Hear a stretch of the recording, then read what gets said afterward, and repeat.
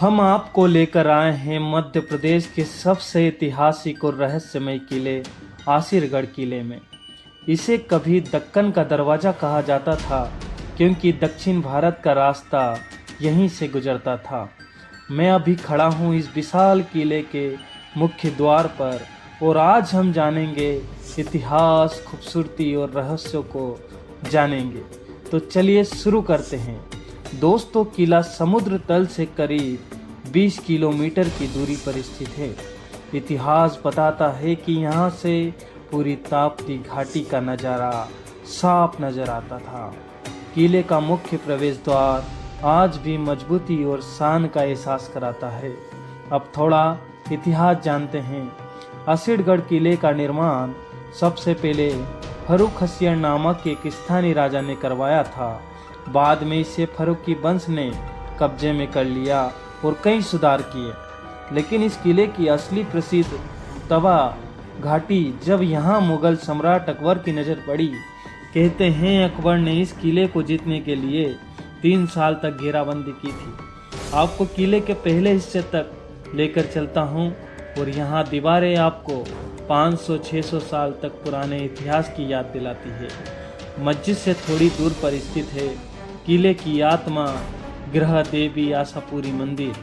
कहा जाता है कि इस देवी की वजह से इस किले का नाम आसिरगढ़ पड़ा। यह मंदिर बहुत प्राचीन है और आज भी यहाँ लोगों की आस्था बनी हुई है। किले की इतनी ऊंचाई पर यह मंदिर होना अपने आप में आश्चर्यजनक है।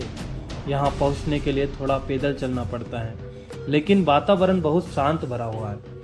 यहाँ से पूरी ताप्ती घाटी होने जंगल दूर दूर तक फैली पहाड़ियाँ साफ दिखाई देती है। यही वजह थी कि सेनाएं इस किले से पूरे इलाके की गतिविधियों पर नज़र रखती थी।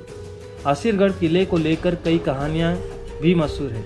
कुछ लोग कहते हैं कि यहाँ रात के समय अजीब आवाज़ें सुनाई देती है। ऐसी बातें कितनी। यह वह प्राचीन गेट है जो आप देख सकते हैं कि किस प्रकार से यह गेट बना हुआ है। पूरा इतिहास को बताता है। जैसे पुराने समय में गेट हुआ करते थे, बिल्कुल वैसा ही गेट है, लेकिन लगता है कि जैसे इस पर अभी पेंट कराया हुआ है। लेकिन यह प्राचीन समय से जो किला है, यहाँ अंदर आसपास आपको हर एक चीज़ रहस्य से जुड़ी मिलेगी।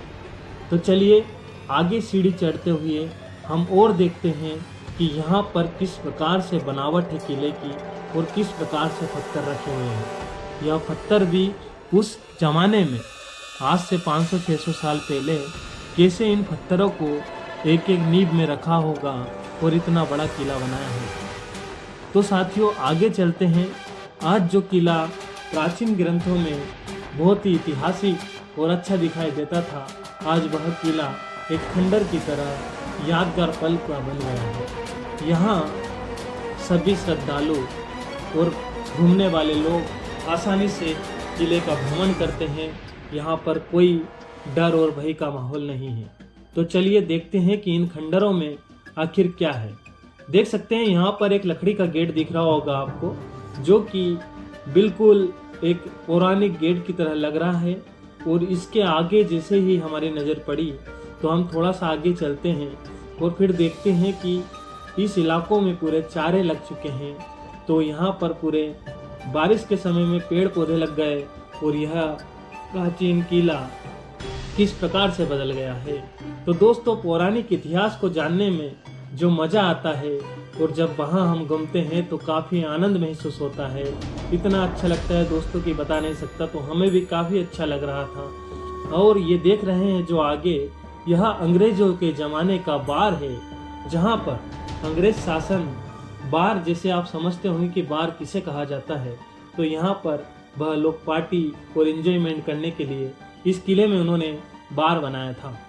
देख सकते हैं आगे हम जैसे ही जाते हैं तो यहाँ पर इस सड़क से और यहाँ के पत्थरों से, खंडरों से, पेड़ पौधों से देख सकते हैं कि किस प्रकार से मस्जिद का गुम्बद दिखाई दे रहा है।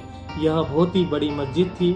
उस समय में राजा ने मस्जिद भी बनाई थी। और साथियों, जैसे कि आप सभी को मैंने आगे बताया था कि यहाँ आशापुर देवी की आत्मा और मंदिर की कहानियाँ भी रहस्य से जुड़ी हुई है।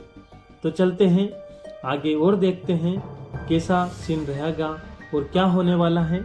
तो आगे हम चल रहे हैं उस गुम्मज की तरफ, और गुम्मज से जाने से पहले यहाँ पर अंग्रेजों के ज़माने के देखते हुए हम वापिस देख रहे हैं, और यहाँ से ये नज़ारा कितना खूबसूरत दिखाई दे रहा है। तो चलिए गुम्मज की तरफ जाते हैं पगडंडियों के रास्ते से। और साथियों, यहाँ से जो मैं देख रहा हूँ वो मुझे आश्चर्य कर रहा है कि यार इतनी ऊंचाई से किस प्रकार से किले की मरम्मत की होगी, किस प्रकार से किले को बनाया होगा।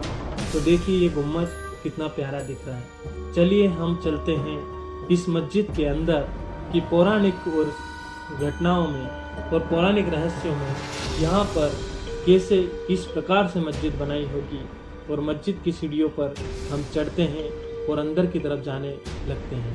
तो हमारी टीम पहुंच जाती है मंदिर और किले के, जो किले में जो बनी है मस्जिद, उस मस्जिद के करीब चले जाते हैं। और जाते ही जाते हम यह देखते हैं कि हमारे साथ यहाँ पर और भी श्रद्धालु मौजूद थे। तो मस्जिद काफ़ी बड़ी बनी हुई थी, और यह गुम्बद देख सकते हैं जहाँ पर आजकल लोगों ने अपने अपने नाम लिख दिए हैं।